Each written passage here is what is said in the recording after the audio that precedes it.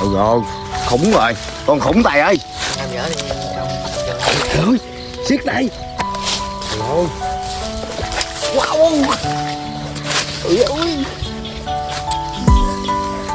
Khủng cả nhà ơi. quá đã rồi. Cần đầu tiên kìa. Ôi ơi, nó bự hơn cung tay nữa nè Tài. Thành quả to lớn cả nhà.